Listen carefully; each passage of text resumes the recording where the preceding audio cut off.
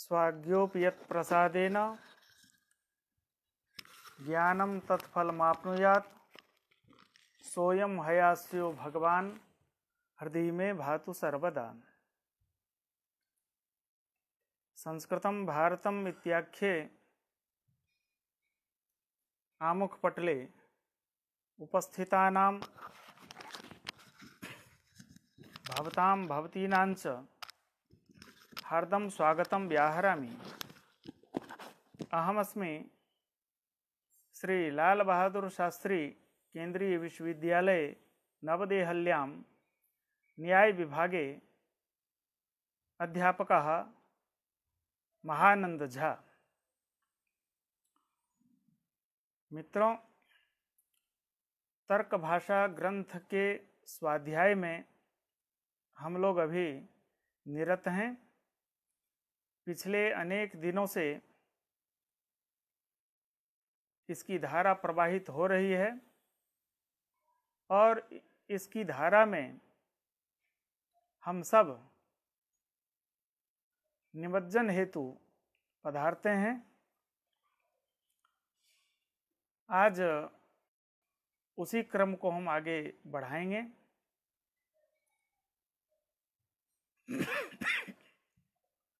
कल के क्रम में यह बतलाया गया हेतु तीन प्रकार के होते हैं: अन्वय व्यतिरेकी हेतु, केवलान्वयी और केवल व्यतिरेकी। तीन प्रकार के हेतुओं के निरूपण के संदर्भ में अन्वय व्यतिरेकी हेतु का निरूपण किया गया था, जिसमें धूम हेतु को हम अन्वय व्यतिरेकी हेतु कहते हैं, क्योंकि उसमें अन्वय व्याप्ति भी है और व्यतिरेक व्याप्ति भी है। यत्र यत्र धूमः तत्र तत्र वह्निः, यह अन्वय व्याप्ति है, और यत्र वह्निर्नास्ति तत्र धूमोपि नास्ति, यह व्यतिरेक व्याप्ति भी है। एतावता पर्वतः वह्निमान धूमात्, इस स्थल में जो धूम हेतु है वह अन्वय व्यतिरेक व्याप्ति है। इसी क्रम को हम आगे बढ़ाते हैं। कोई केवल व्यतिरेकी हेतु होता है, उसी का निरूपण आज का वक्तव्य है। कश्चिद हेतु केवल व्यतिरेकी, कोई हेतु केवल व्यतिरेकी हेतु होता है। यथा सात्मकत्वे साध्ये प्राणादिमत्वं हेतु। सात्मकत्व जहाँ साध्य बनाते हैं वहाँ प्राणादिमत्वम, यह जो हेतु होगा यह केवल व्यतिरेकी हेतु होगा। क्यों ऐसा है? केवल व्यतिरेकी का तात्पर्य यह है कि जिसका दृष्टांत नहीं मिलता हो वह हेतु केवल व्यतिरेकी हेतु कहलाता है। जैसे यहाँ हम पक्ष बनाएंगे जीवित शरीर को। उस जीवित शरीर में हम सात्मकत्व को सिद्ध करेंगे। वह जीवित शरीर आत्मा वाला है। क्यों? प्राण वाला होने से। प्राणादिमत्वम यह हेतु है। ध्यान देने की बात है कि जहां जहां जीवित शरीर, पूरा का पूरा जीवित शरीर पक्ष है और वह सब आत्मा वाला है, और हेतु दे रहे हैं प्राणादिमत्व। तो जहां सात्मकत्व है वहां प्राणादिमत्व है। और जो सात्मक नहीं है वह प्राण वाला भी नहीं है। इसी को हम धीरे धीरे समझेंगे। सात्मकत्वे साध्ये प्राणादिमत्वम हेतु हूँ। सात्मकत्व को साध्य किया और प्राणादिमत्व को हेतु बनाया। यथा जीवत शरीरम सात्मकम प्राणादिमत्वात्, यह अनुमान का आकार है। जीवत शरीरम यह पक्ष है।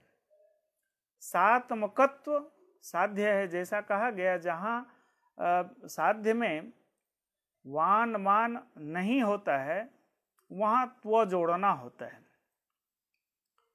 त्व जोड़ करके हम साध्य बनाएंगे तो सात्मकत्व साध्य हुआ और प्राणादिमत्व हेतु है।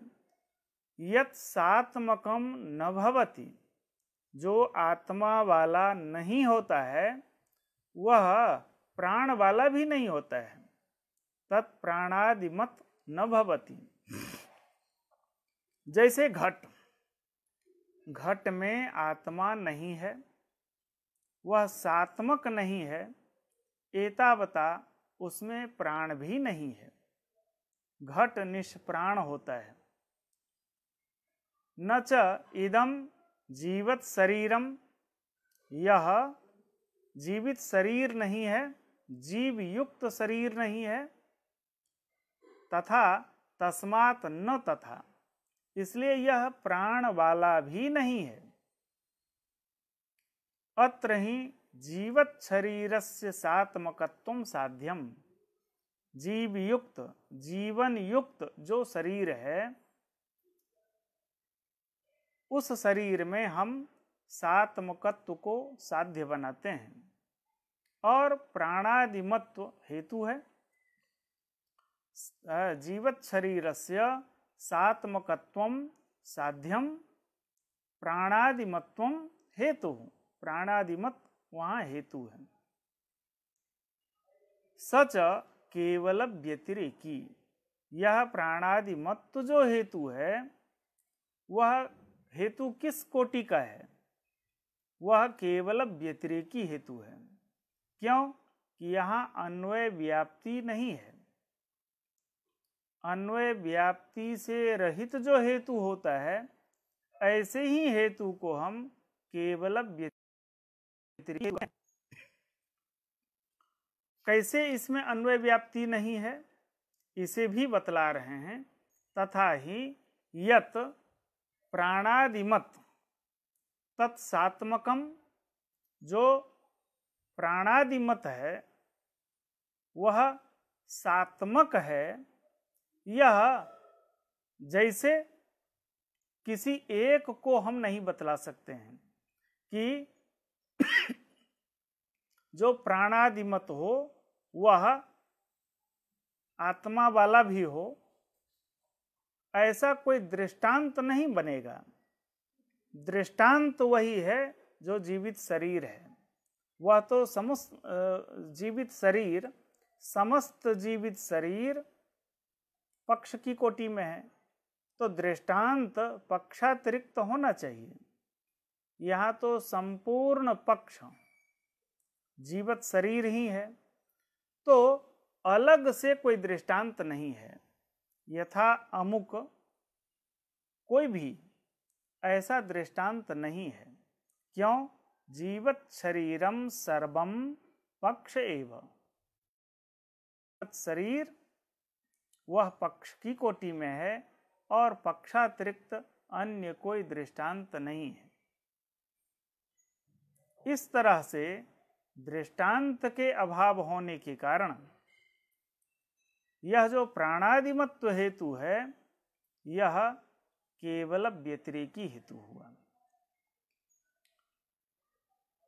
इस तरह से अन्य भी उदाहरण हैं, जैसे लक्षणमपि केवल व्यतिरेकी हेतु हो।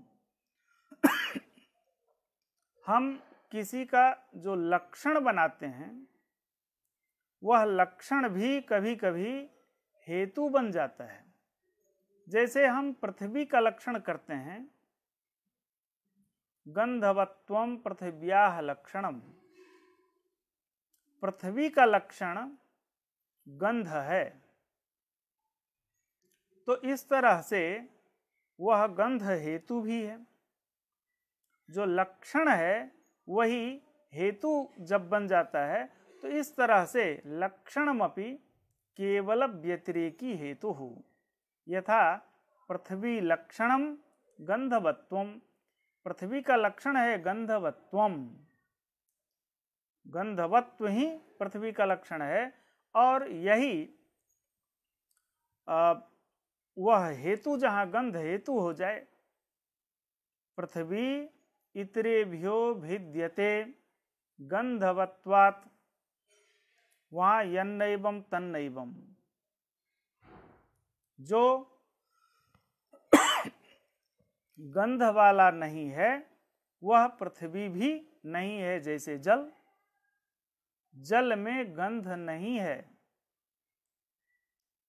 और वह पृथ्वी भी नहीं है, तो समग्र पृथ्वी यहाँ पक्ष है और पृथ्वी मात्र में गंध भी है। एतावता यह जो लक्षण परक वाक्य है गंधवत्वम, यही हेतु केवल व्यतिरेकी हेतु हो जाता है।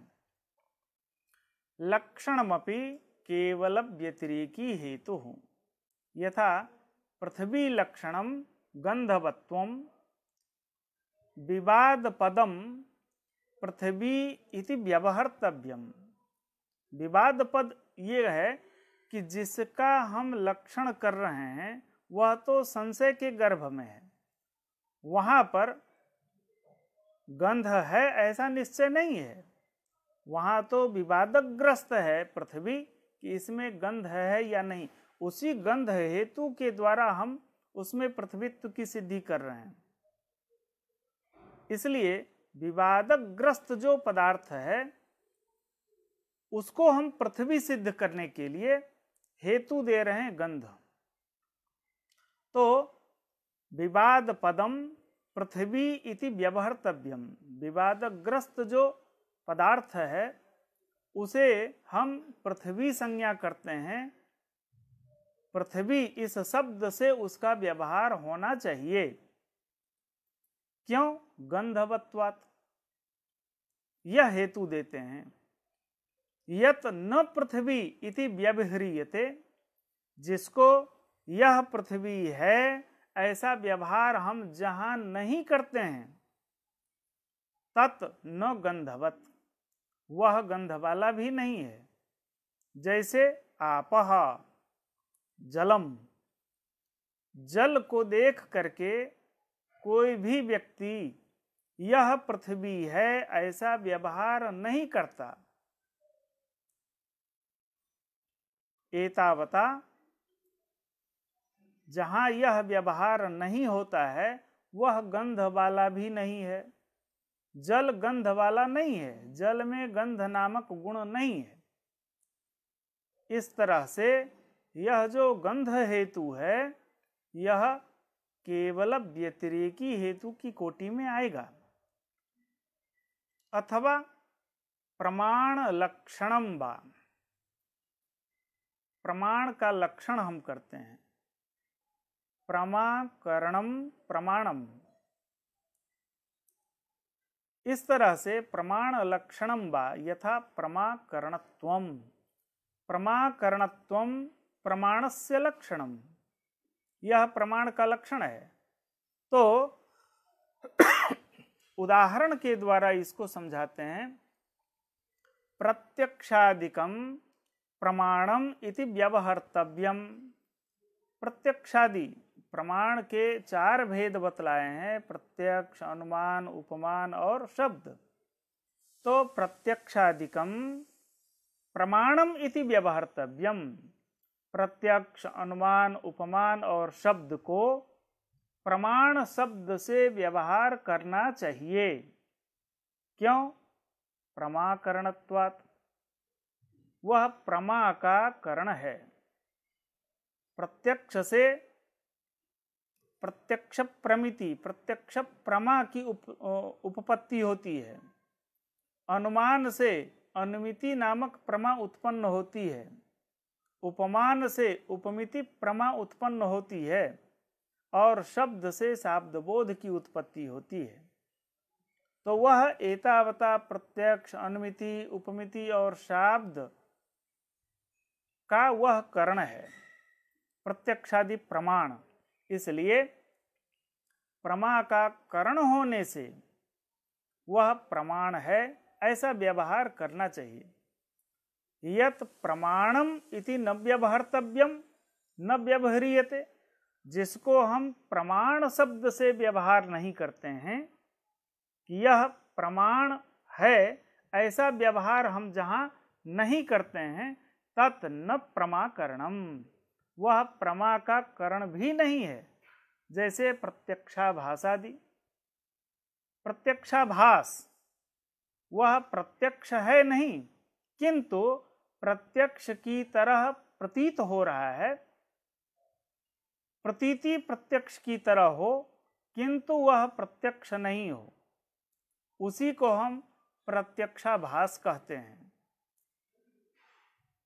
इसी तरह अनुमानाभास, उपमानाभास, इस तरह से हमें समझना चाहिए। तो प्रमाण शब्द से जिसका व्यवहार नहीं होता है उसे हम प्रमाकरण भी नहीं कहते हैं। जैसे प्रत्यक्षाभास, प्रत्यक्षाभास से किसी प्रत्यक्ष प्रमा की उत्पत्ति नहीं होती। प्रत्यक्ष प्रमा की उत्पत्ति में इंद्रिय ही कारण है, वही प्रमाण होगा। प्रत्यक्षाभास प्रमाण नहीं हो सकता। न पुनः तथा इदम, यह प्रमाण उस तरह का नहीं है, इसलिए प्रमाकरणत्व शब्द से उसका व्यवहार भी होता है। तस्मात् न तथा, इसलिए यह न तथा प्रमाणाभास यह नहीं है। न पुनः अत्र यत् प्रमाकरणम तत् प्रमाणम इति व्यवहर्तव्यम, यहाँ पर जो प्रमा का करण है, जो भी प्रत्यक्षादि प्रमा का करण है, तत् प्रमाणम इति व्यवहर्तव्यम, ऐसा व्यवहार करना चाहिए।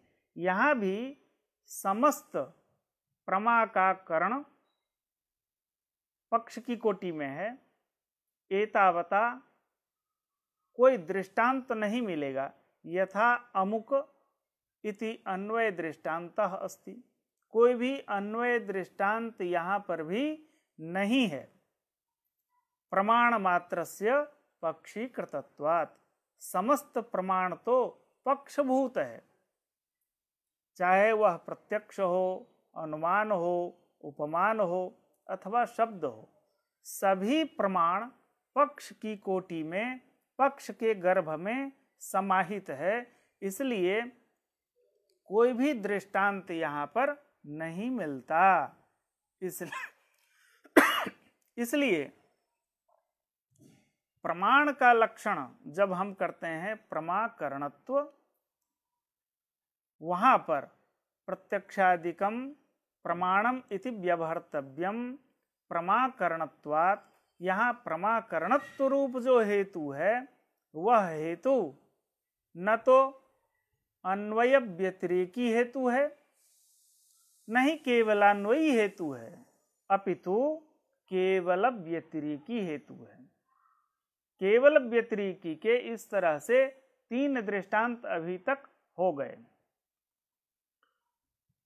अत्र च व्यवहारः साध्यः, यहाँ व्यवहार को साध्य बनाया है। न तो प्रमाणत्वम, प्रमाणत्व साध्य नहीं है, अपितु प्रमाण पद से व्यवहार हम जिसका करते हैं वह व्यवहार साध्य है। इस तरह से क्यों प्रमाणत्व क्यों नहीं साध्य है, तो कहा तस्य प्रमाकरणत्वात् हेतोः अभेदेन साध्याभेद दोष प्रसंगात। देखिए, प्रमाणत्व जो है वह है प्रमाकरणत्व, और हेतु प्रमाकरणत्वात्, हेतु भी प्रमाकरणत्व है। तो साध्य और हेतु दोनों अलग अलग होना चाहिए। यहाँ जो साध्य, यदि हम प्रमाणत्व को साध्य बना दें तो प्रमाणत्व प्रमाकरणत्व रूप है और प्रमाकरणत्व ही हेतु भी है।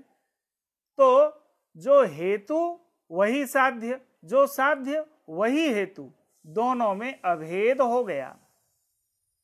तो जो अभेद होता है वह साध्य की सिद्धि का साध्य को सिद्ध नहीं कर पाता। प्रमाणत्व को इसलिए हम साध्य नहीं बनाते हैं क्योंकि उसका हेतु जो प्रमाकरणत्व है वह हेतु है और प्रमाकरणत्व ही प्रमाणत्व है। तो प्रमाकरणत्व रूप जो हेतु है वह प्रमाणत्व का साधक नहीं हो पाएगा। इसलिए तस्य प्रमाकरणत्वात् हेतोः अभेदेन साध्याभेद दोष प्रसंगात, साध्य के साथ हेतु का अभेद हो गया, यही अभेद ही दोष है।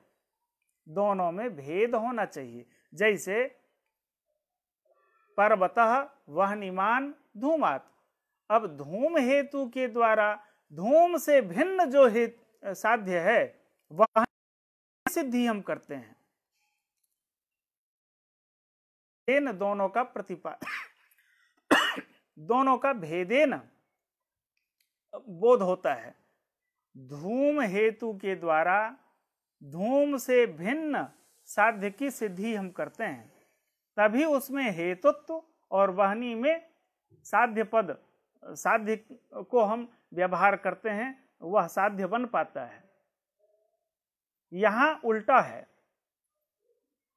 प्रमाकरणत्व को जब हम साध्य बनाएंगे वही हेतु है।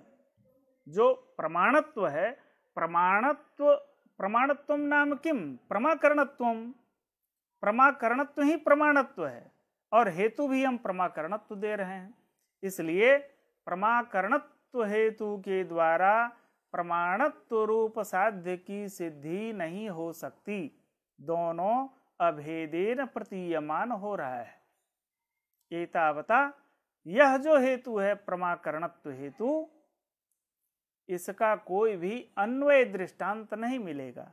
समस्त प्रमाण पक्ष के भीतर पहुंच चुका है। इसलिए यह हेतु प्रमाकरणत्व रूप जो हेतु है यह केवल व्यतिरेकी हेतु हुआ। अत्र च व्यवहारः साध्यः न तु प्रमाणत्वम्, तस्य प्रमाकरणत्वात् हेतोः अभेदेन साध्याभेद दोष प्रसंगात, साध्य के साथ अभेद स्थापित हो रहा है। एतावता इस दोष के प्रसंग होने के कारण यह हेतु केवल व्यतिरेकी हेतु है। तदेवं, इस तरह से केवल व्यतिरेकिणो दर्शिता, इस तरह से हम अन्वय व्यतिरेकी और केवलान्वयी इन दो हेतुओं का उपादान संपन्न कर चुके। अब तीसरा हेतु, जो हेतु का तीसरा भेद है वह है केवलान्वयी। अत्यंत यह सहज है, केवलान्वयी को समझना बहुत कठिन नहीं है। कश्चित अन्यो हेतु केवलान्वयी, अन्यः तृतीयः, तीसरा हेतु केवलान्वयी हेतु होता है। जैसे शब्दः अभिधेयः प्रमेयत्वात्, शब्द को यहाँ पक्ष बनाया और अभिधेयत्व को साध्य बनाते हैं। हेतु है प्रमेयत्व। शब्दः अभिधेयः प्रमेयत्वात्। ध्यान देने की बात है, प्रमेयत्व जो हेतु है यह प्रमेयत्व केवलान्वयी होता है। सर्वत्र विद्यमानत्वं केवलान्वयित्वं, अत्यंताभावाप्रतियोगित्वं केवलान्वयित्वं। सहज जो व्याख्यान है वह है सर्वत्र विद्यमानत्वम केवलान्वयित्वम, जो सब जगह विद्यमान हो, अर्थात जिसका कहीं भी अभाव नहीं हो, यही केवल अन्वयी है। प्रमेयत्व हेतु सब जगह विद्यमान होता है, उसका कहीं भी किसी भी देश में किसी भी काल में उसका अभाव नहीं मिलता। यह कैसे? प्रमेयत्वम नाम प्रमा विषयत्वम, प्रमा का जो विषय हो उसको हम प्रमेय कहते हैं, अर्थात जो यथार्थक ज्ञान का विषय हो वही प्रमेय पदार्थ है। यथार्थक ज्ञान कुछ हमारे यथार्थक ज्ञान का विषय है, जैसे यह लेखनी है, वस्तुतः यह लेखनी है और इसको हम लेखनी शब्द से व्यवहार भी करते हैं। बहुत लोग इसको लेखनी कहते हैं। इस तरह से जिस वस्तु को हम जानते हैं उसको हम उसी रूप में व्यवहार करते हैं। यह रिमोट है, बहुत लोग इसको रिमोट शब्द से जानते हैं। यह घड़ी है, बहुत लोग इसको घड़ी शब्द से जानते हैं। जिस चीज को हम नहीं जानते हैं उसे आप जानते हैं, जिसे आप नहीं जानते हैं हो सकता है तद विषयक ज्ञान मुझे हो, और ऐसी भी कोई वस्तु है जो आपके ज्ञान का विषय नहीं है, मेरे ज्ञान का विषय नहीं है, लेकिन ईश्वर के ज्ञान का विषय दुनिया का समस्त पदार्थ है। तो ईश्वर ज्ञान विषयता सर्वत्र विद्यमान है। तो प्रमा जो है, प्रमेय जो प्रमा का विषय है वह ईश्वर के ज्ञान का विषय है। ईश्वर सब कुछ जानता है, ईश्वर के लिए अगोचर कुछ भी नहीं है, वह सर्वत्र विद्यमान है। एतावता प्रमेयत्व हेतु सर्वत्र रह गया, उसका अभाव कहीं भी किसी भी समय में भी नहीं मिलेगा, इसलिए प्रमेयत्व हेतु केवलान्वयी है। अब उस केवलान्वयी हेतु का कहीं भी अभाव नहीं मिलेगा, अर्थात उसका व्यतिरेक नहीं मिला, तो वह केवल अन्वय ही अन्वय है, उसका व्यतिरेक नहीं मिलेगा।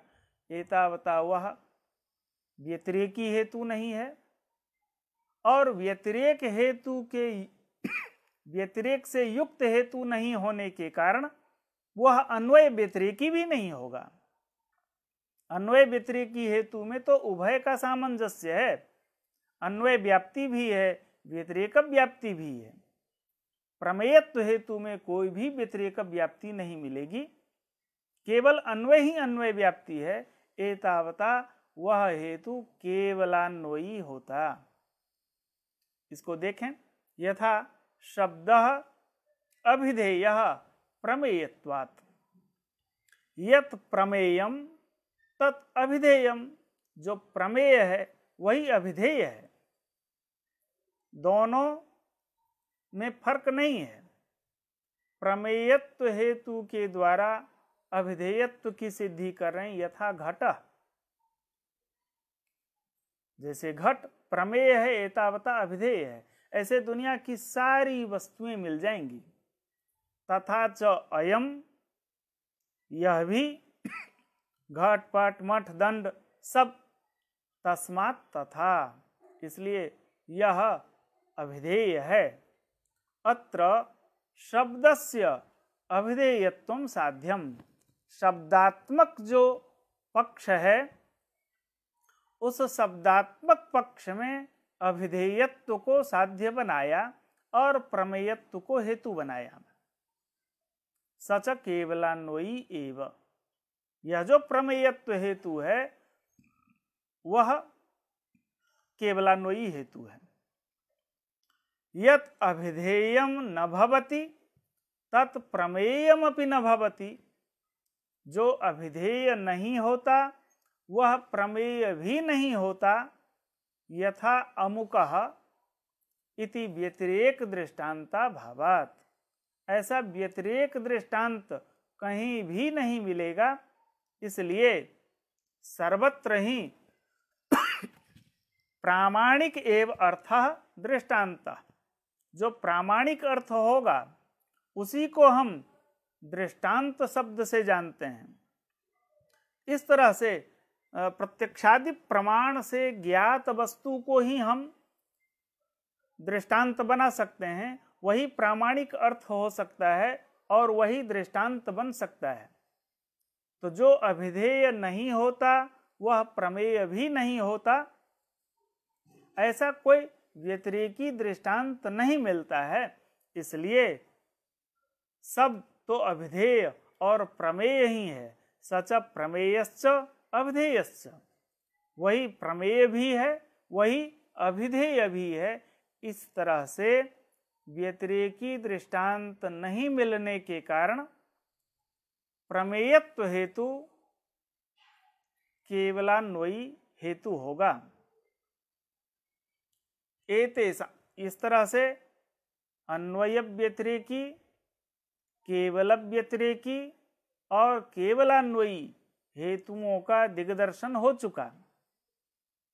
अब कौन हेतु कैसा होता है इसका भी निर्धारण कर रहे हैं। एतेषां च अन्वय व्यतिरेकी केवलान्वयी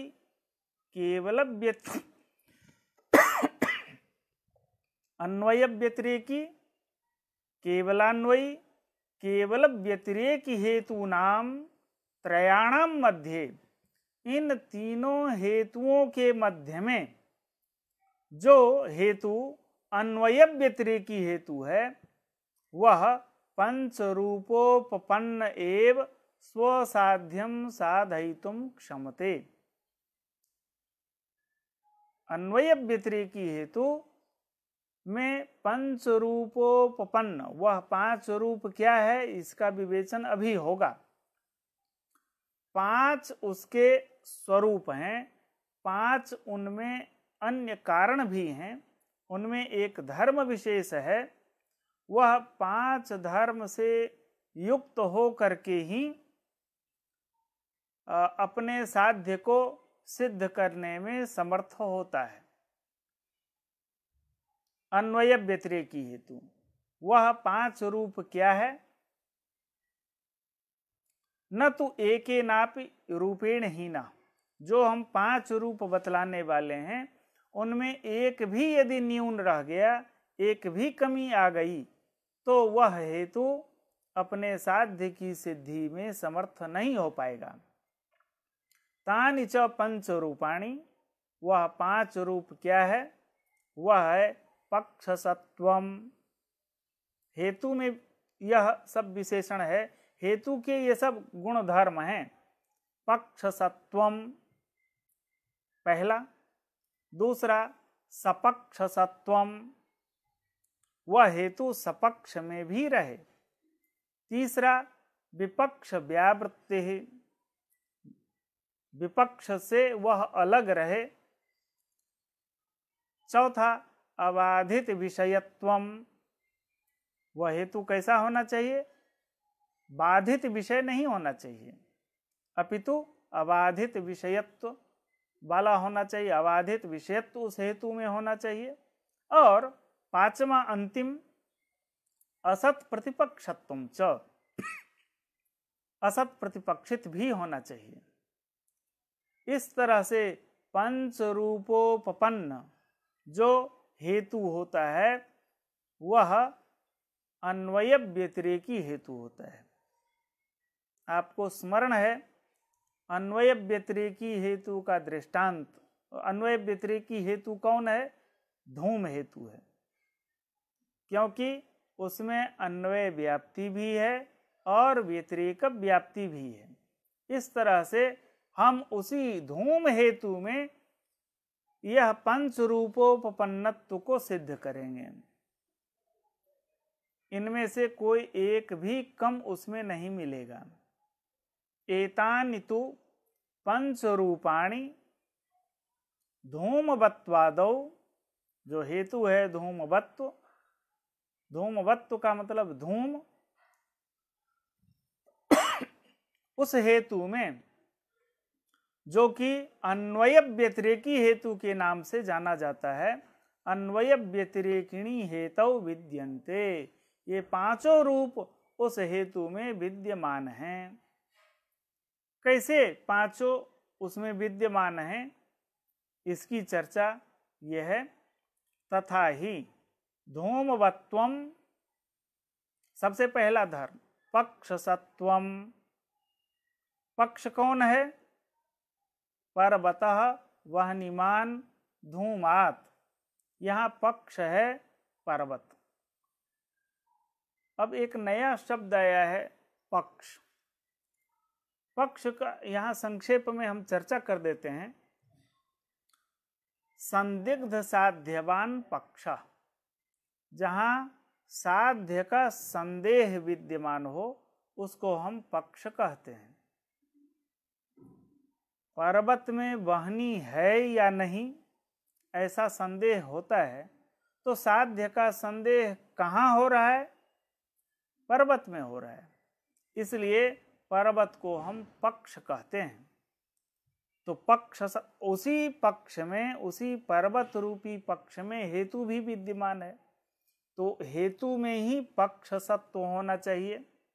पक्ष सत्व चला गया, वह धूम हेतु पर्वत में विद्यमान है, पक्ष सत्वम एक चला गया।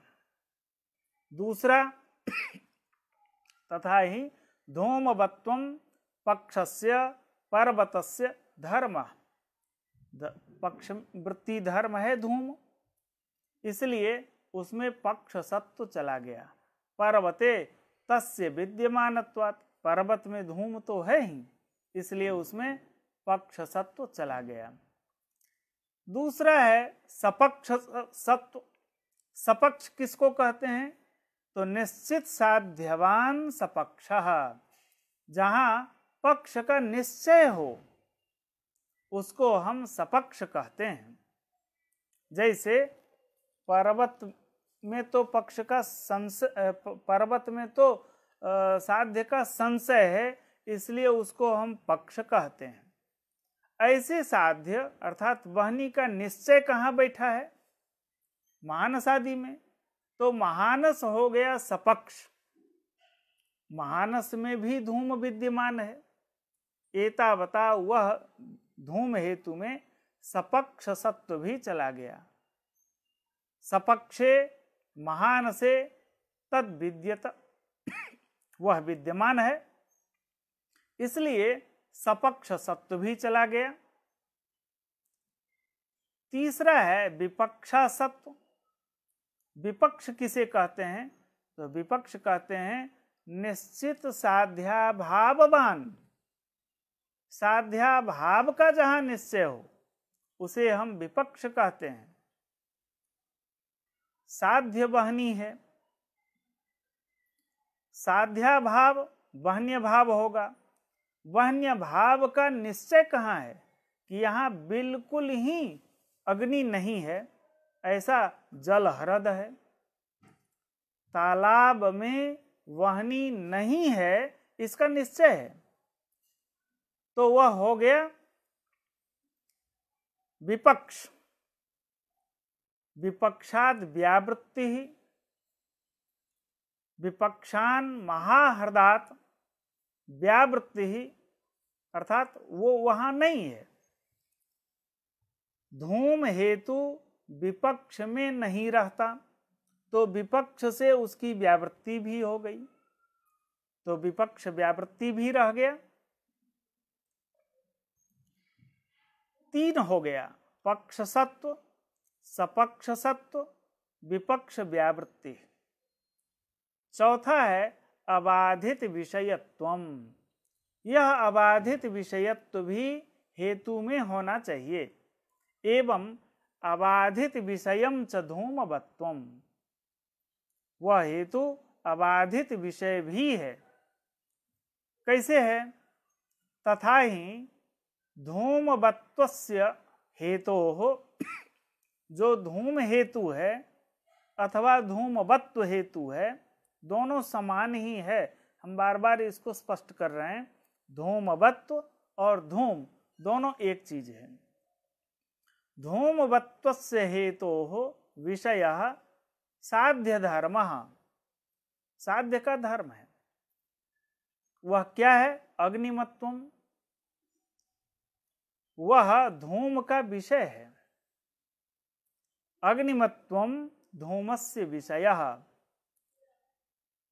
वह केनापि प्रमाणेन न बाधितम, क्योंकि जहां जहां धूम है वहां वहां अग्नि है, ऐसा हमारा व्याप्ति निश्चय है, ऐसी हमारी व्याप्ति है। इस तरह से व्याप्ति गृहीत हो जाने के बाद जहां जहां धूम है वहां वहां अग्नि है, इसका निश्चय है। वह किसी भी प्रमाण के द्वारा खंडित नहीं है, बाधित नहीं है, तो उसमें अबाधित विषयत्व भी हो गया।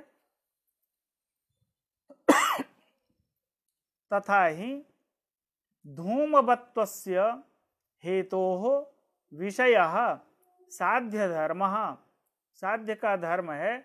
वह साध्य धर्म क्या है? अग्निमत्वम, अग्निमत्ता, अग्नि उसका विषय है। तत् केनापि प्रमाणेन, वह किसी भी प्रमाण से न बाधितम, वह बाधित नहीं है। वहां अवश्य अग्नि है। जो धूम का विषय दूसरा है वह है अग्नि, वह किसी भी प्रमाण से बाधित नहीं है, खंडित नहीं है। एतावता अबाधित विषयत्व भी धूम में विद्यमान है। अंतिम प्रहार और वह कौन है? असत प्रतिपक्षत्वम। असत प्रतिपक्ष को जानने के लिए सत प्रतिपक्ष को पहले जान लें, उसी को समझा रहे हैं। असन प्रतिपक्ष यस्य, जिसका प्रतिपक्ष विरोधी पक्ष विद्यमान नहीं हो। असत प्रतिपक्ष यस्य इति असत प्रतिपक्षम है ना, असत प्रतिपक्षम धूमवत्वम हेतु, वह धूमवत्व हेतु है, धूम हेतु है। तो साध्य के विपरीत को सिद्ध करने के लिए कोई दूसरा हेतु जो होता है उसी को हम सत प्रतिपक्ष कहते हैं।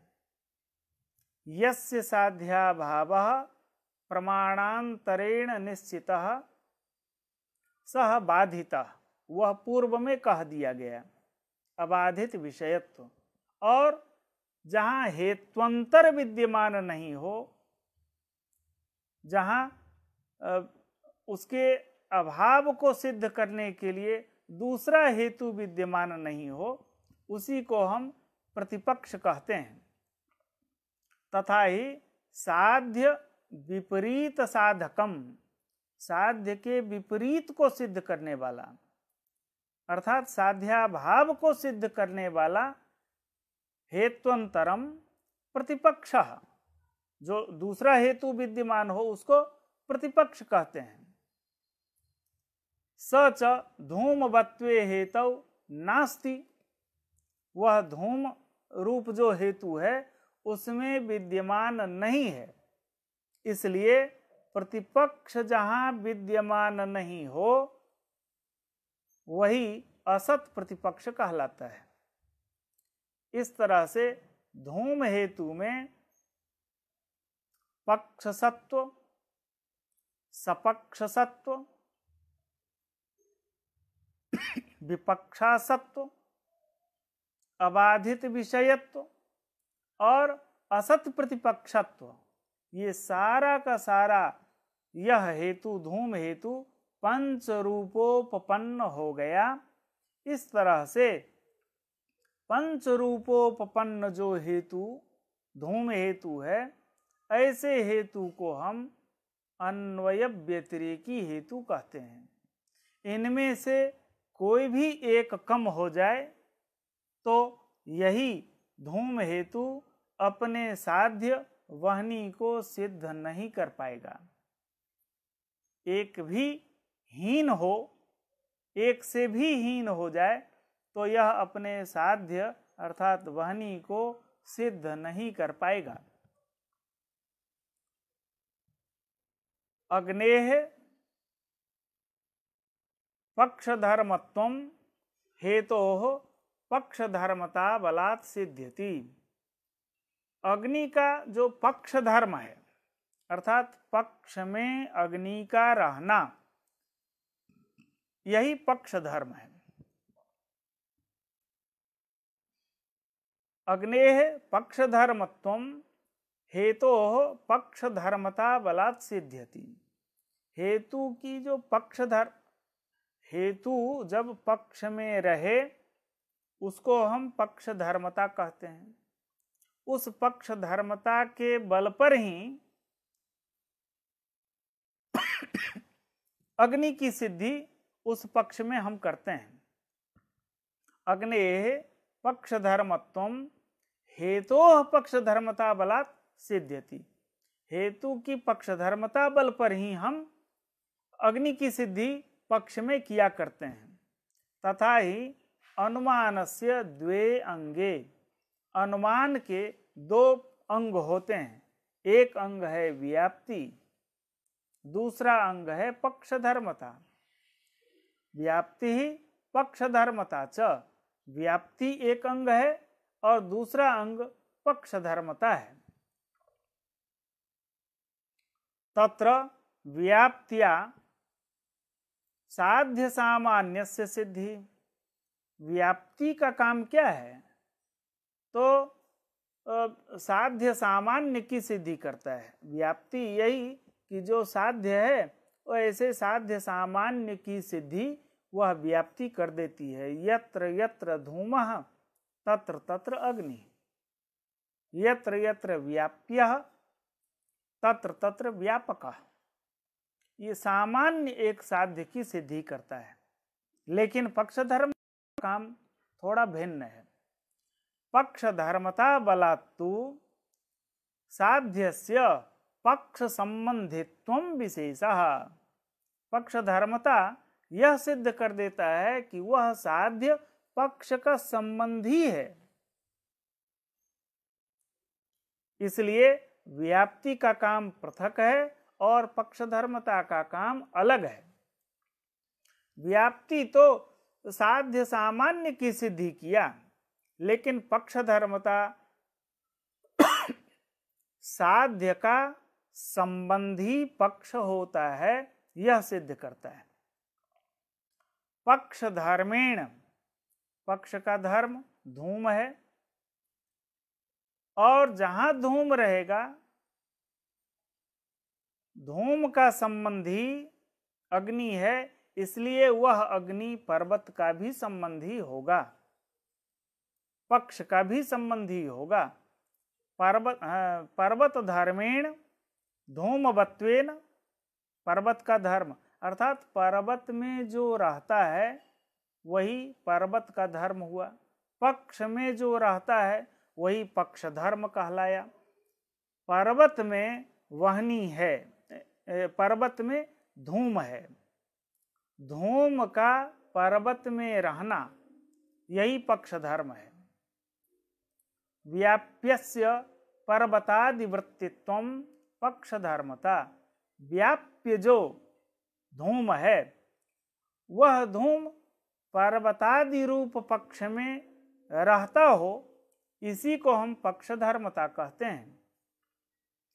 तो पक्ष धर्मेण धूमवत्वेन वहनिरपि पर्वत संबद्धः एव अनुमीयते।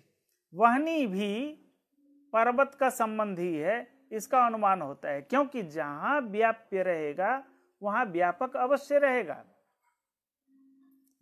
धूम जहां है वहां वहनी अवश्य है।